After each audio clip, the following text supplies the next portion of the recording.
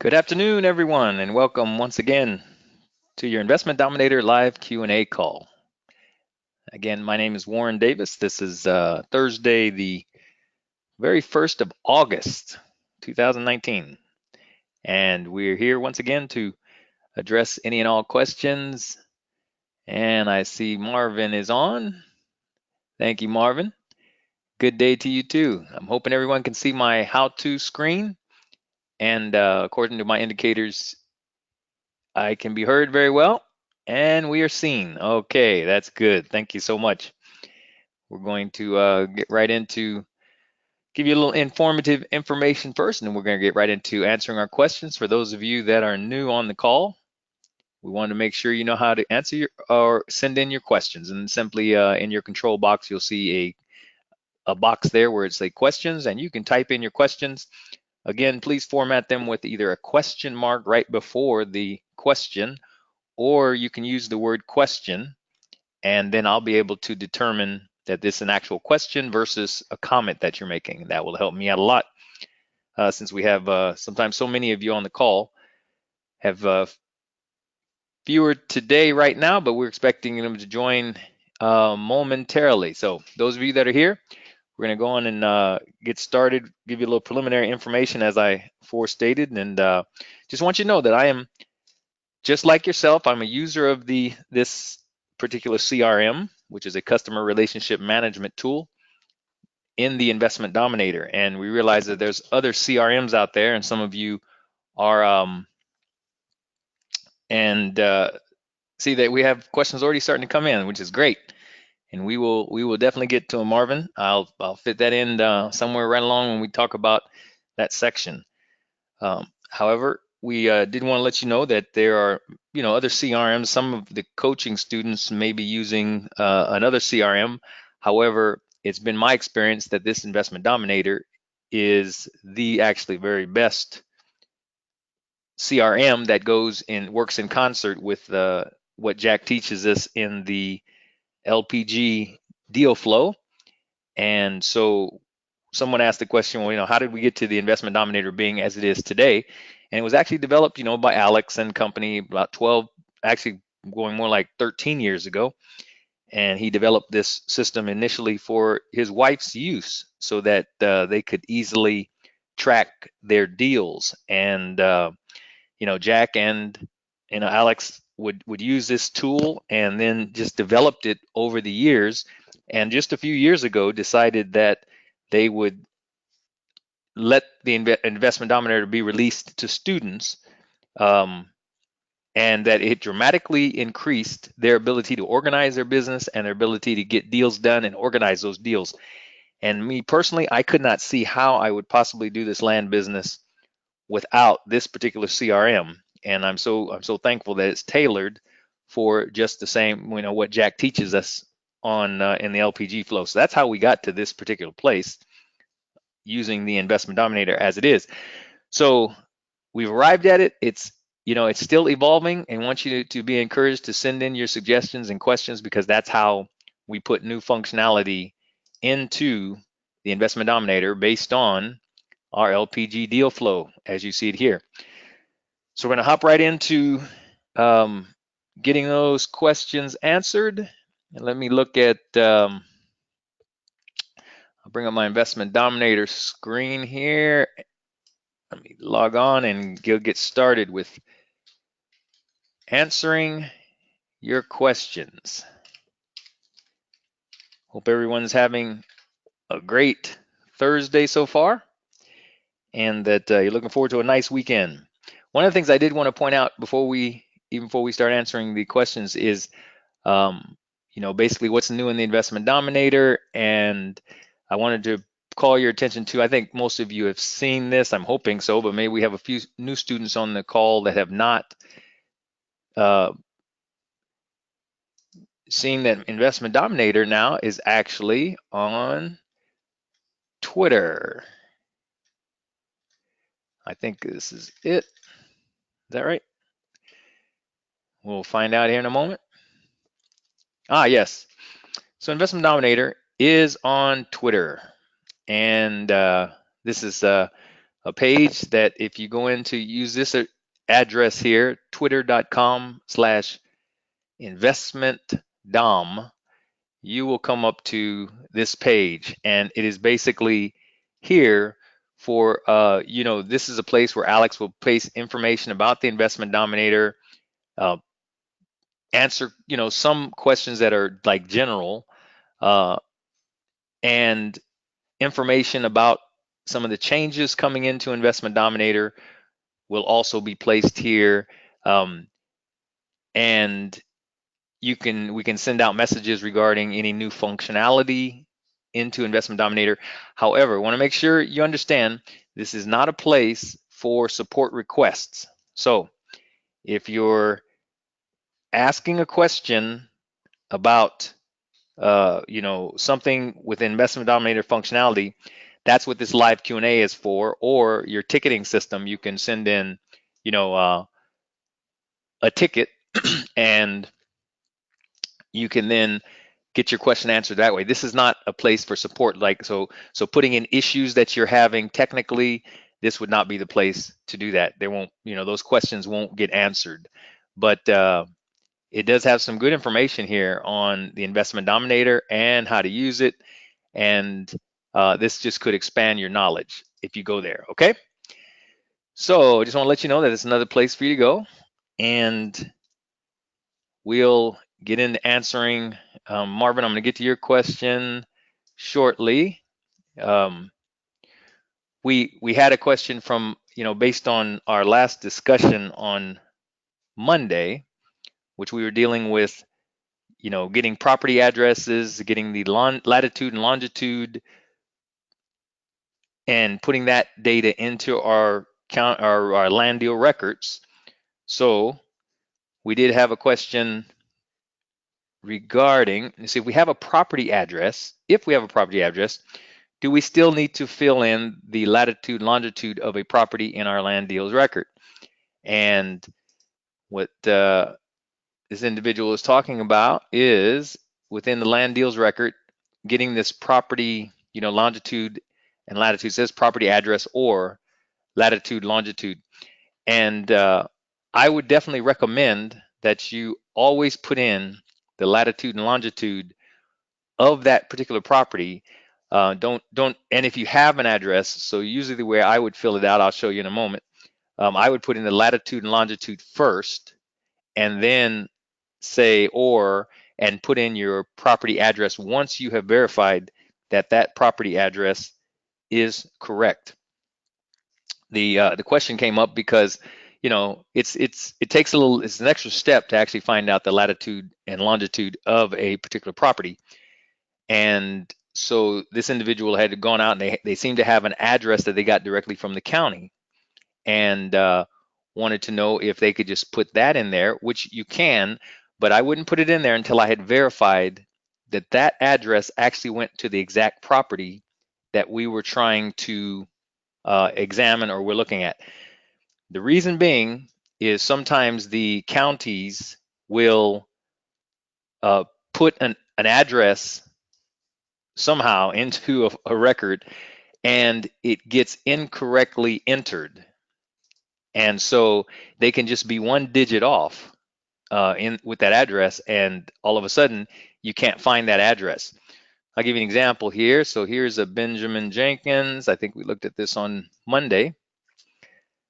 Benjamin Jenkins. So here's the county record or the county map, and we see that this was our particular property. Now this one does happen to is showing an address of 543. Sometimes you won't even see an address, but somehow the county has an address in the actual county file, and it'll name some street and it'll look like a regular address.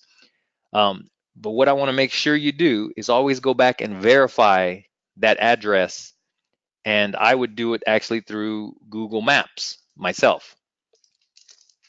Now, if you have another way of coming up with the addresses, that's fine.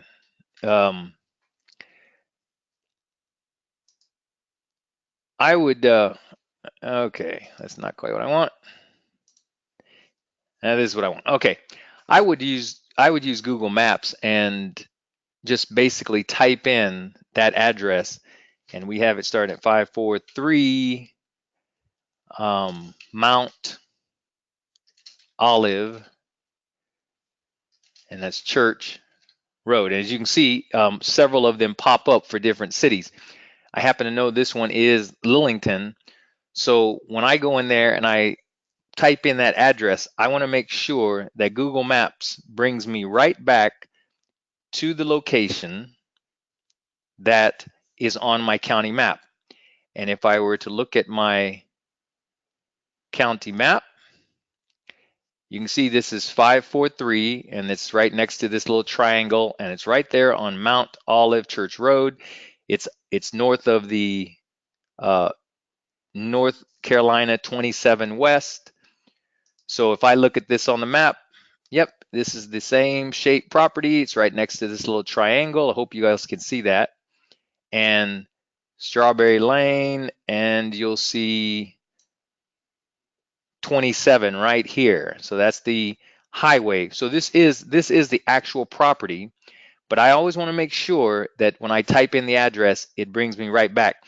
Now remember, I showed you, I think I demoed this on Monday. If you want to see the actual longitude, latitude, and longitude of this particular property, I just did a right click with my mouse. And now I always put it on the very tip of this little insignia here for the address. Okay, your little map indicator, which shows the property. I go right to the tip there and point. Then I do my right click on the mouse and it brings up this menu, and I'm type in what's here. And down here at the bottom, you'll see it always comes up with the latitude and the longitude. And I just, highlight that, and I do a Control C and copy that into my land deals record. And so the way I would do this, if it were me, now of course, it's your business, so you can handle it any way you like. But here, I mean, we already had one in here, but I would just come in if we didn't have one there, and I would put in that particular longitude, latitude. Then I would say or, and then I would go in 543 Mount Olive Church Road.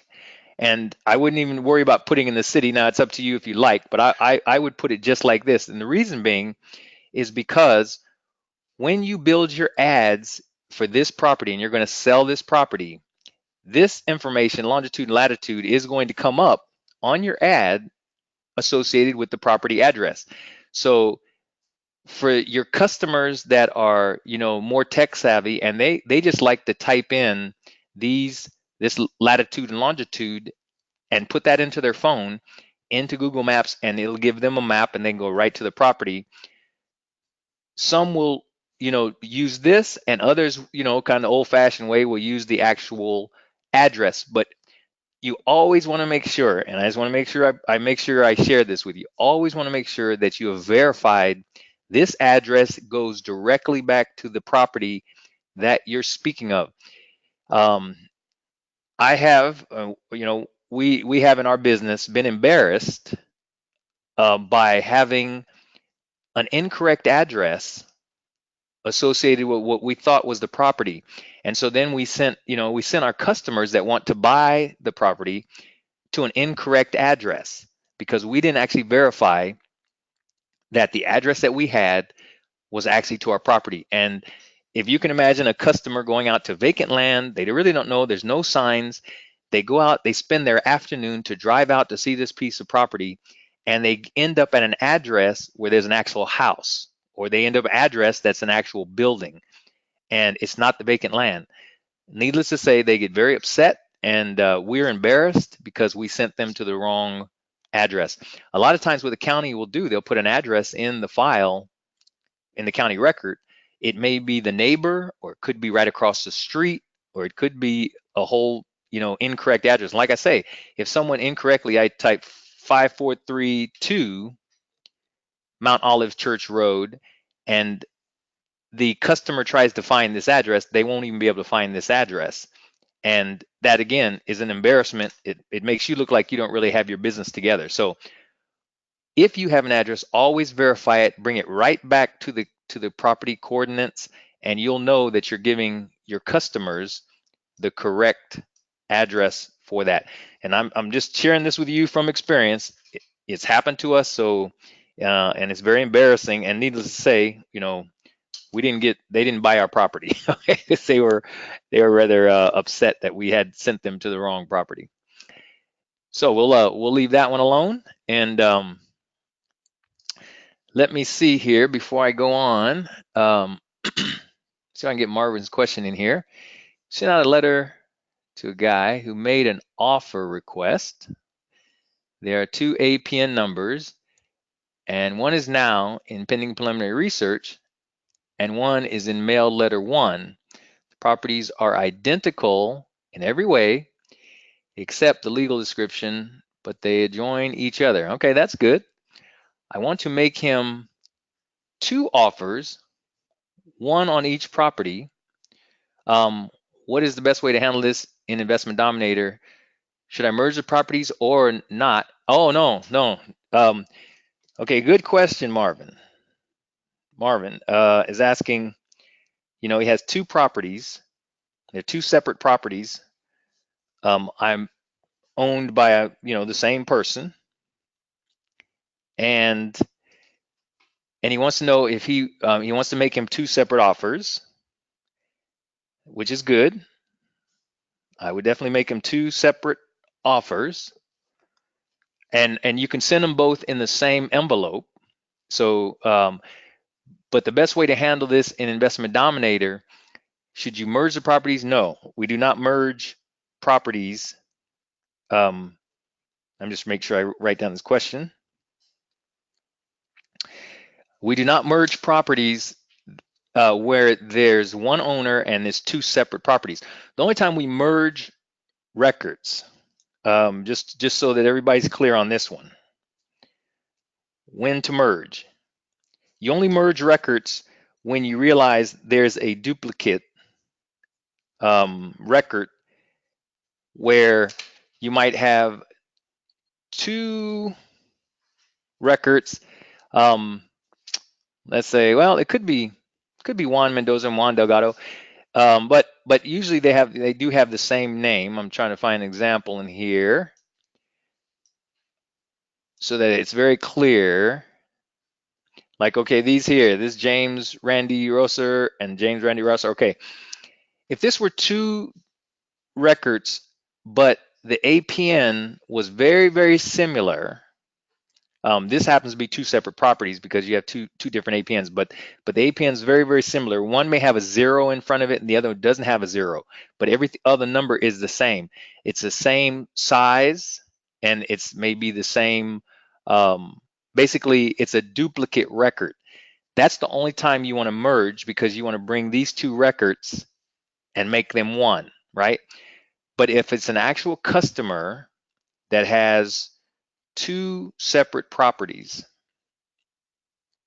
and let's see an example here. I know I've got an example of one of those. Okay. One more time here. Okay. This LS Ferguson. Okay, 2 separate properties. The best way to handle that, and these are 2 separate APNs, is to keep the records separate. Let's say if you're an Investment Dominator and you've already put in one of those records and you want to go in, okay, Investment Dominator, give me a break here. Okay, come on in. Okay, so we're in edit. So we edit one of those records. The best way to handle this is just simply go up here and do this add additional property. Use the add additional property and add the, make sure you have the 2 separate records in Investment Dominator if you haven't already, created a second record, right? So that it copies the owner's information. It also is going to copy the owner's ID. This is very important. The owner's ID will still be the same, and the property ID gets changed to a different number.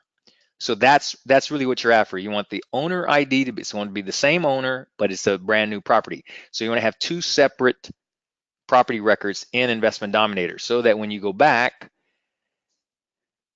to Investment Dominator, you have multiple records in pending preliminary research, just like we have here for LS Ferguson. You have multiple records, and you can send them out differently. Send them out two separate offer requests on each property. And you said the properties are identical. That's great, and they're right next to each other. So it could be a subdivision where they bought a couple of properties, and like you see here, these properties also are the same size, right? And they're pretty much identical. They're close to the same in value, but they're obviously two separate properties, and that's a great deal for you. So send them an offer separately on their properties, and if they accept your offer, you got a real good thing going there, because then when you get ready to market those properties, people will be very interested to be able to get a two for, give them a deal if they buy both properties together. You want to put them on a good deal. So good question, and I sure hope you get an I receive your offer there, Marvin, because that will mean some bucks in your pocket. Very good question. Appreciate that. So let's move on to our next question. We had a business question regarding the that we got in from our ticket system about why do we use tags, or how to use tags, basically to track subgroups of properties.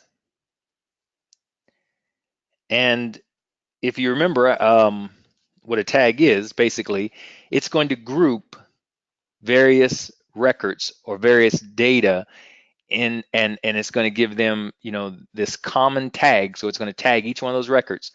Now, the reason that you would do this is simply if you wanted to track the effectiveness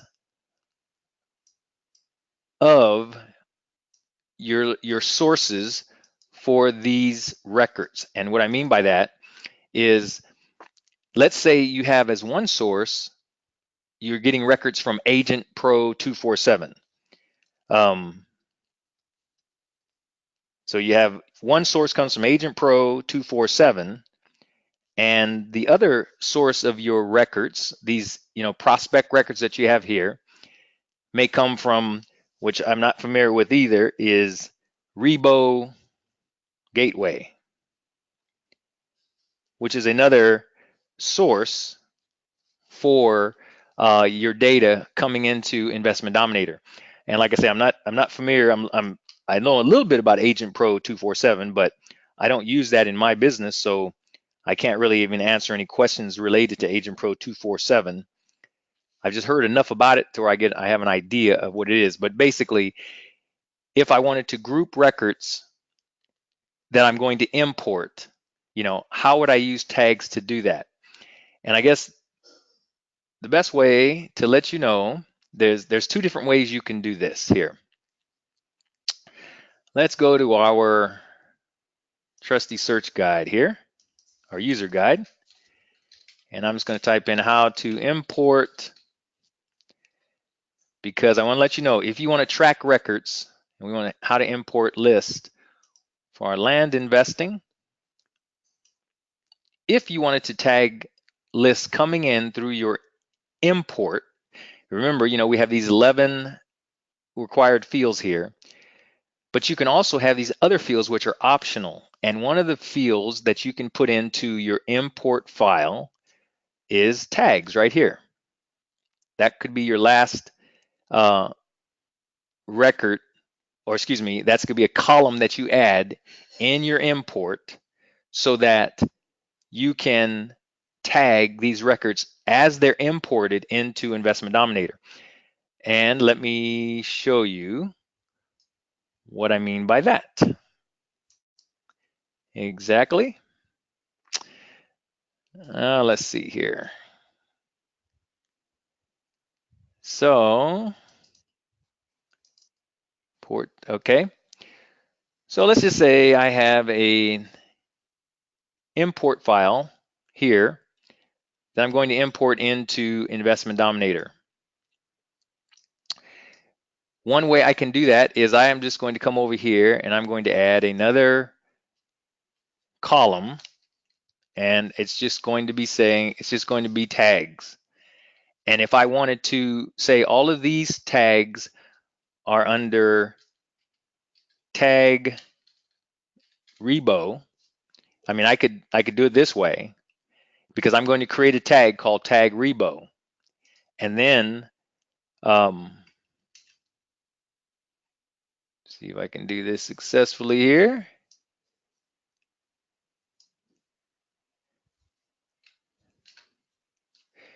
Okay, and this one I can get rid of.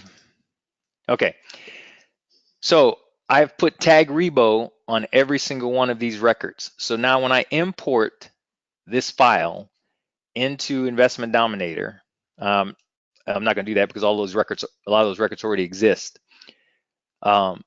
Basically, I'm coming to Investment Dominator, and remember, if you want to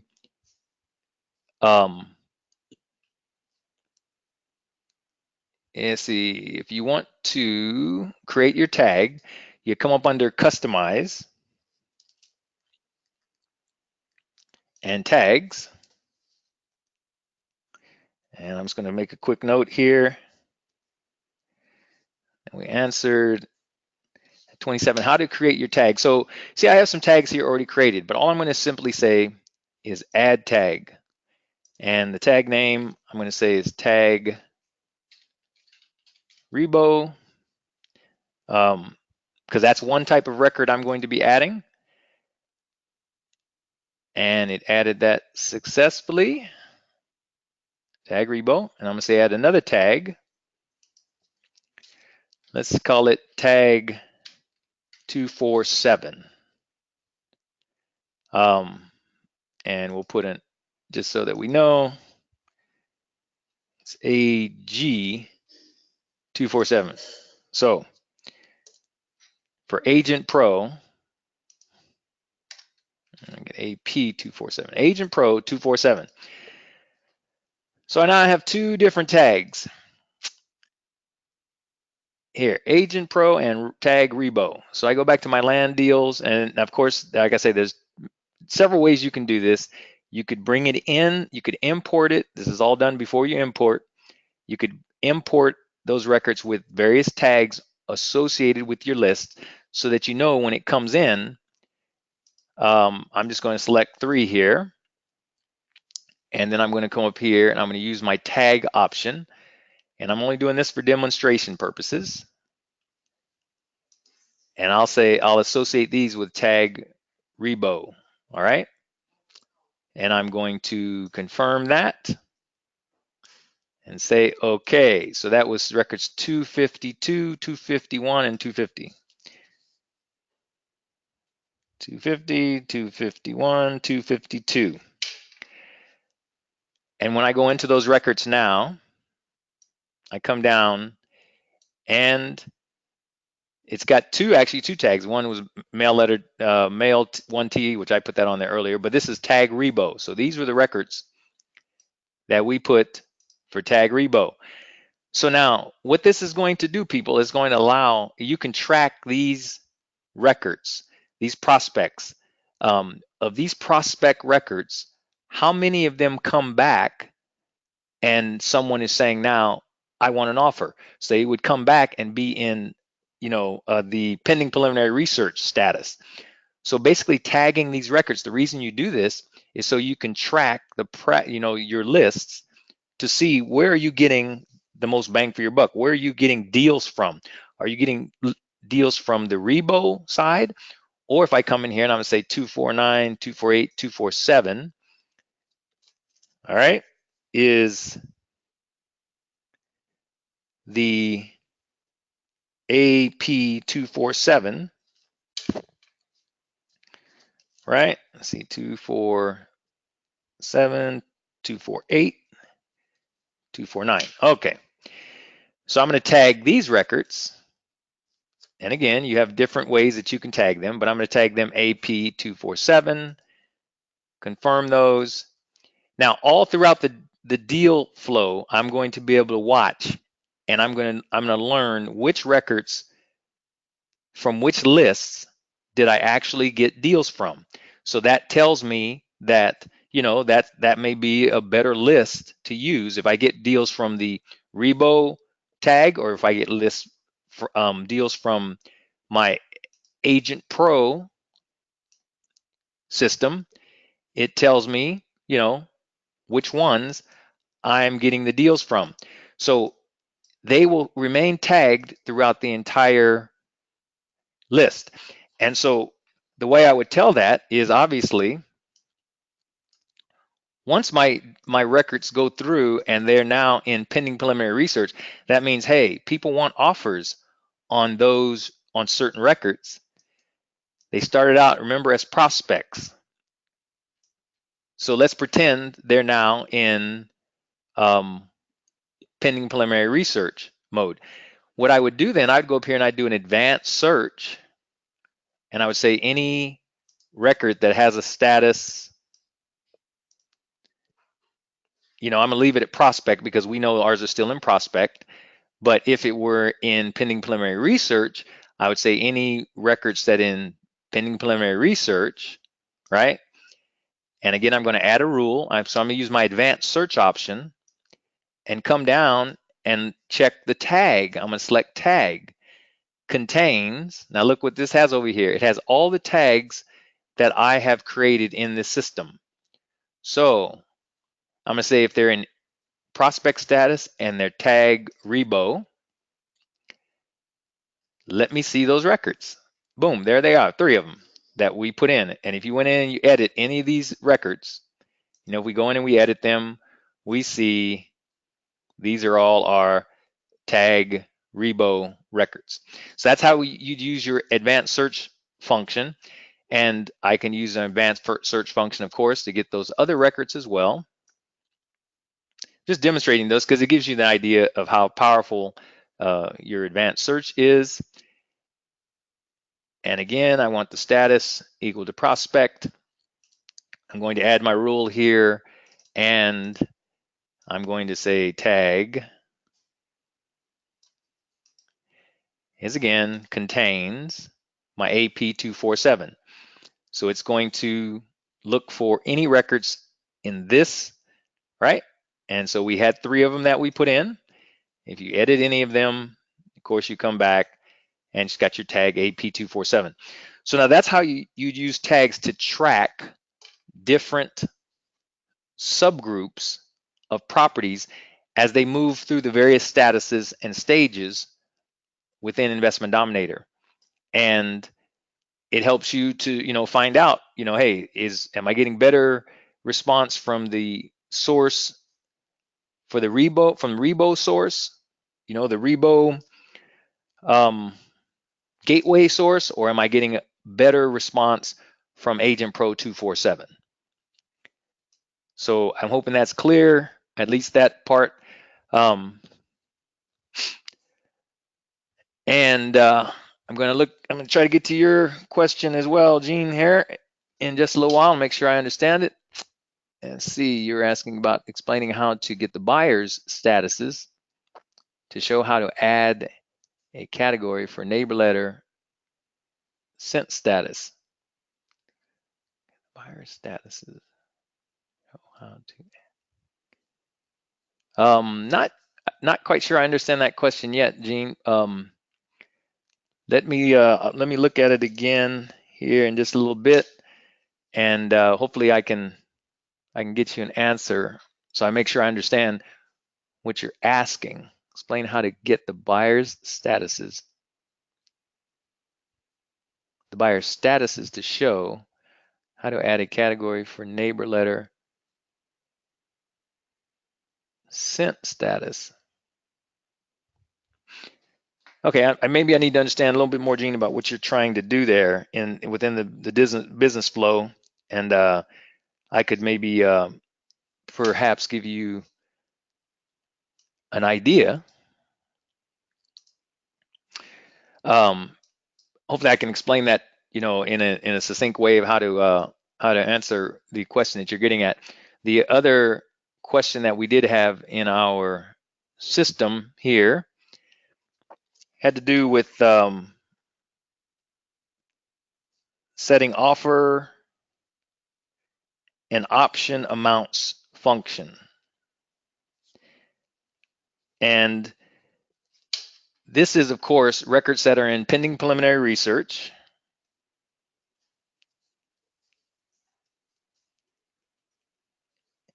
And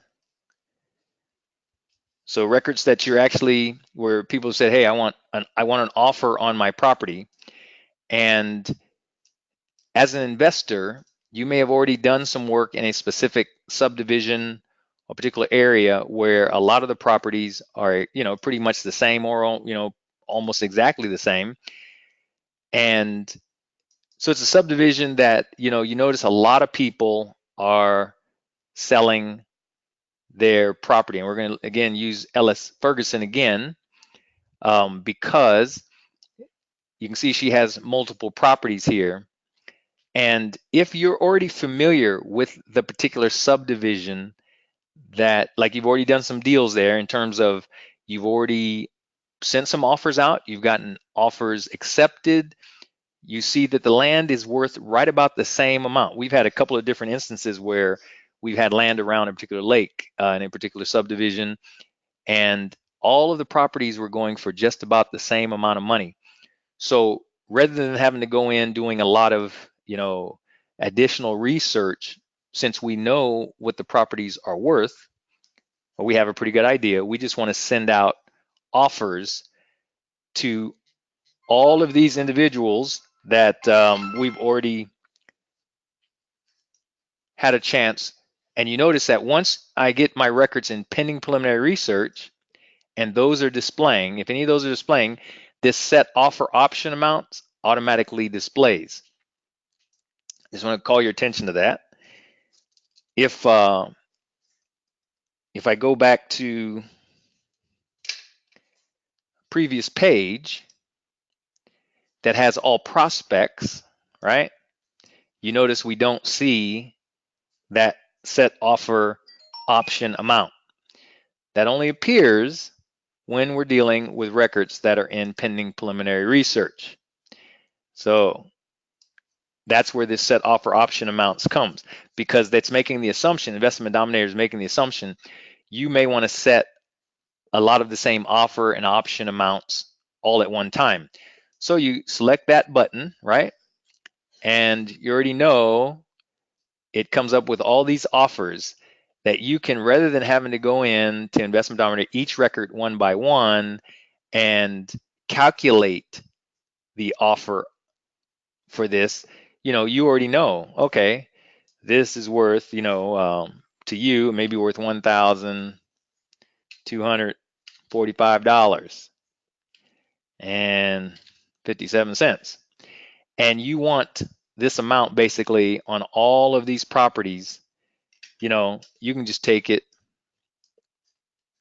and copy it to each of these properties, whichever, whatever amount you really want to have for those offers. And of course, you can do the same. If you're using option, we don't use options, but if you're using the option amount, you can do the same procedure for every single record. $500 down, however much you want to put for your option. But basically, it allows you to save a lot of steps in your analysis, and you set those up, and all you do to, when you're finished putting in your amounts, you just hit this save offer option amount, right? And basically, it saves all those offer options that you previously put in. If you want to, check them out again, you can bring it up again, and you can see all of your offer amounts are now set. So this is how this is used. And again, it's for if you're or an investor that's already familiar with a particular area, with the parcels in that area, and you know they're about the same size, about the same money, and you want to offer the same amount. Um, we found a couple of deals like that where we had this one subdivision, just everybody was selling, and it's almost every time we would send out an offer request, we would get an I accept your offer. And we became a little, suspicious. Why are we getting? I mean, you would think that we'd be very happy, which we were initially, but we we're trying to figure out why is everybody willing to sell us property from this subdivision? And we found out that the majority of the people had these really outrageous HOA fees that were due.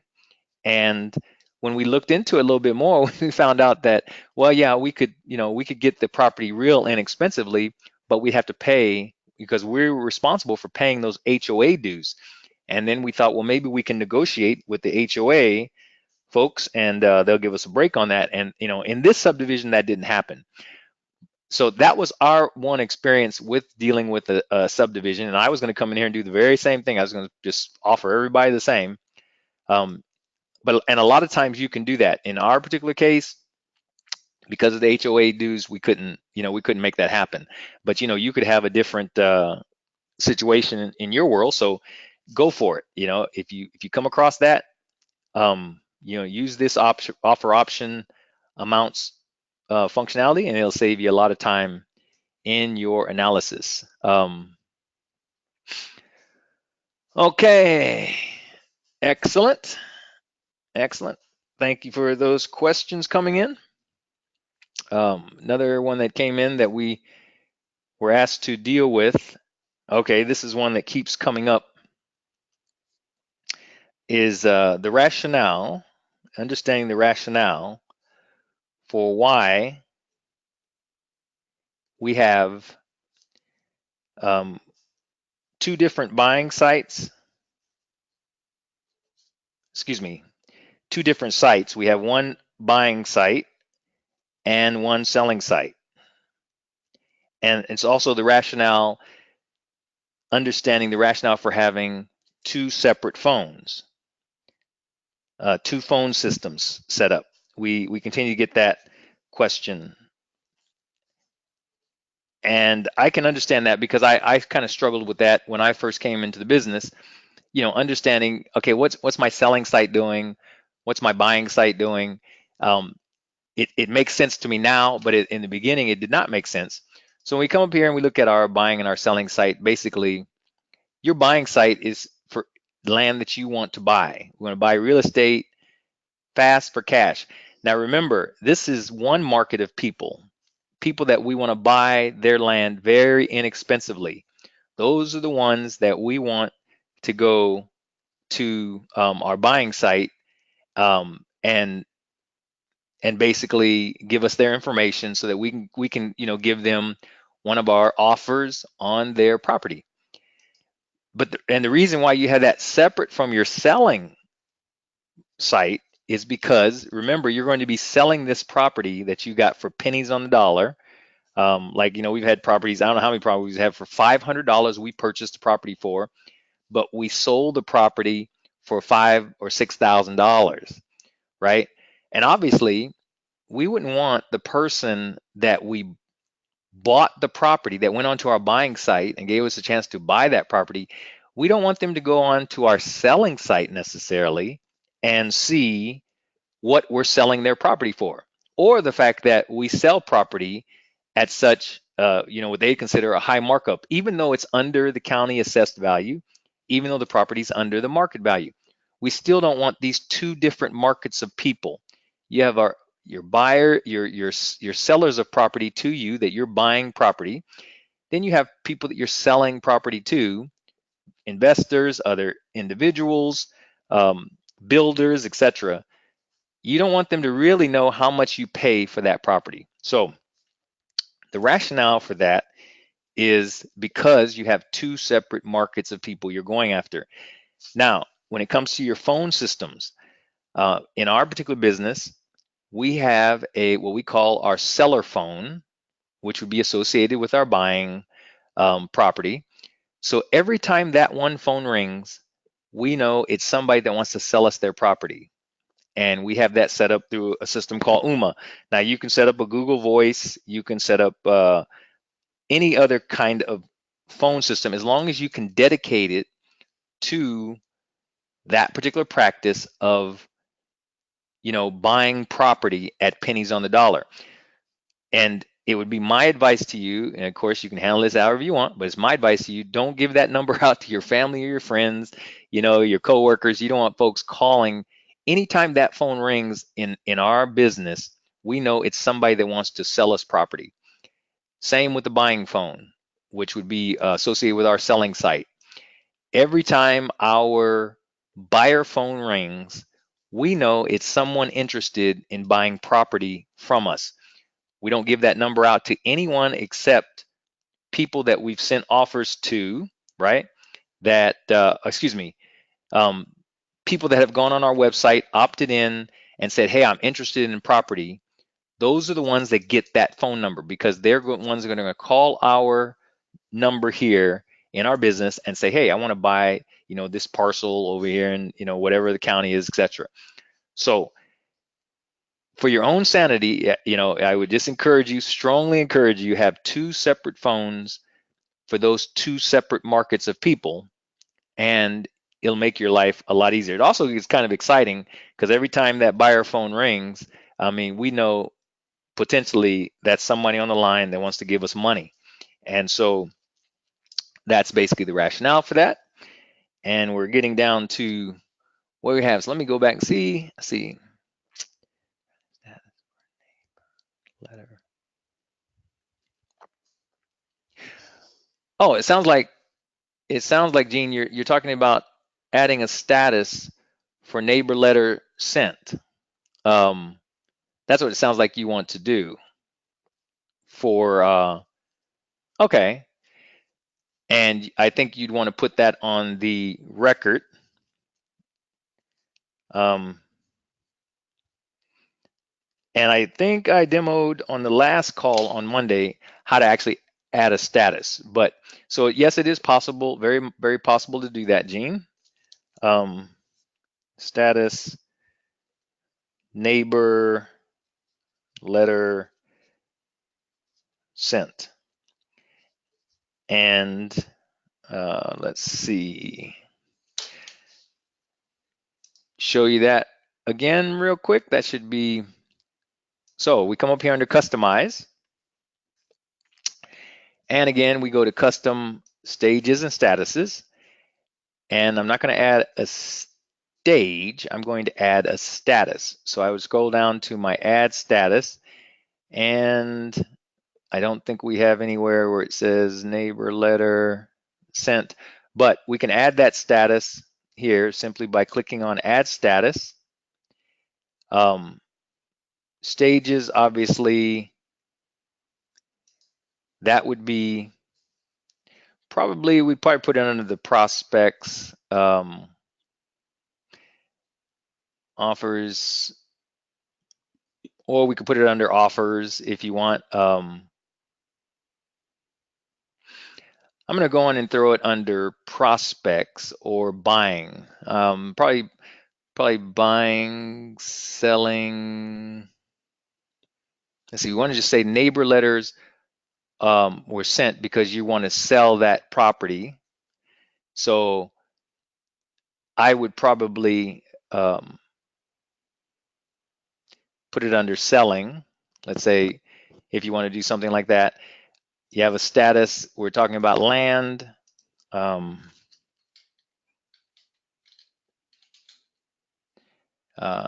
see.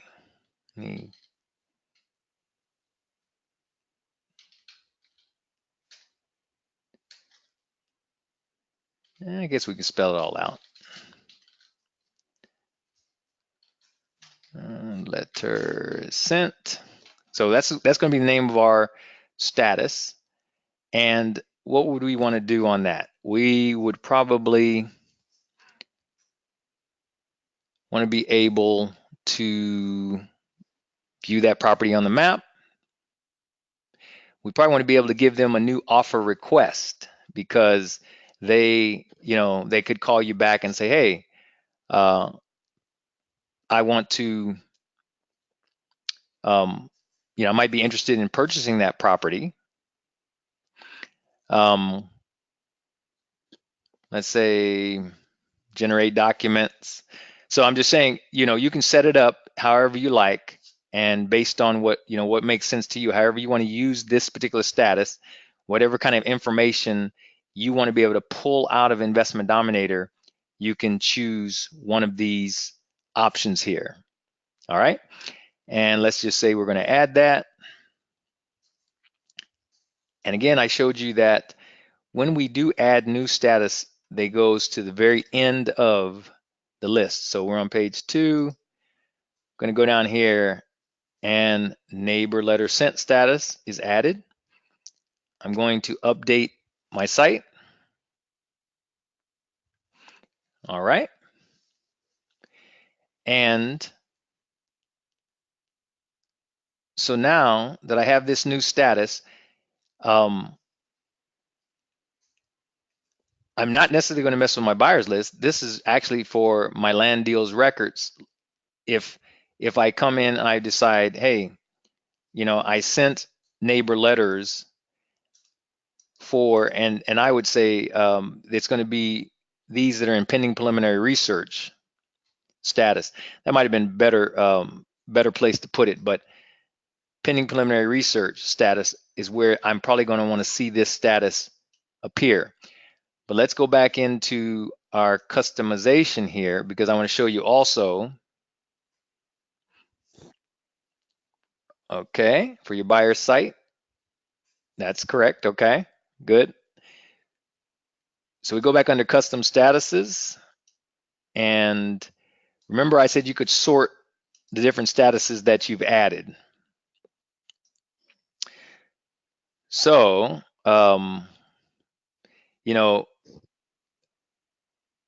this neighbor letter sent. Now, all I'm doing here is I'm going to take this rather than have it show up at the end of the list, maybe make a little bit more sense for it to show up under your complete ready to sell. That's where you're going to associate it with, because you're marketing this property. You want to send neighbor letters out so that the neighbors, get an idea that this is property that you're selling. And of course, all this scenario is I'm coming up with this as I, on the fly here. But anyway, I would put it under the complete ready to sell, neighbor letter sent, and don't forget to save this list of statuses. You're going to save it in this order. So once I save that, and I go back into my land deals records, we're not under pending preliminary research. We're probably going to be under the complete ready to sell here, which is the best status, I guess, to associate that with. So, okay, Investment Dominator, here we go. So once I edit that record, complete ready to sell, when I list my statuses here, right, you see I have right under the complete ready to sell, I have neighbor letter sent status. And that is a status. So after you have a complete ready to sell, you also have it under, you have another status you can select for that particular record, saying, hey, I've also sent a neighbor letter, associated with this particular record. However you might choose to use that, Gene, is your business, but that's basically the way I would handle creating that status and then associating it with a particular record. A lot of times, for our business, we keep things as simple as possible. Now, it's up to you. However you want to organize your business, you can create as many custom statuses as you like. As you can see, there's no limit. So whatever makes sense to you, you're very welcome, Gene. Whatever makes sense to you is the best way to handle that. And we have, just a few minutes left here. Let me see if I can fit one more question in. It's going to take me a little while to get this next one answered. So I'll start it, but I will probably finish it up on our Monday call. And basically, I'll do a part A here, just so we can get into the question. So I think it is Carmen said, we noticed Investment Dominator rounded our APN numbers. And I've heard a couple of people say this. Okay. Up when they imported the list. And I'll explain what she might be talking about. I've heard it for two different areas. One is for APN numbers. The other area where they've noticed Investment Dominator make some changes. And so it's best to probably just show you one here. See this APN number.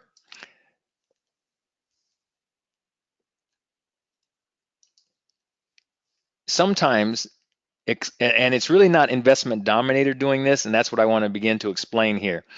But basically, Carmen is saying that these numbers, these APN numbers, sometimes get rounded up if they end, especially if they end in zero.